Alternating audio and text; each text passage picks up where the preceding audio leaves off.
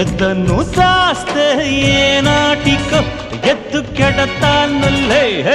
సిగ్గులు ఎగ్గులు నొక్కులు చేసిన చీకటింటికే చేరుచలా. మెత్తని సోకుల సొత్తులు మొత్తము దోచిపెట్టుకోవే.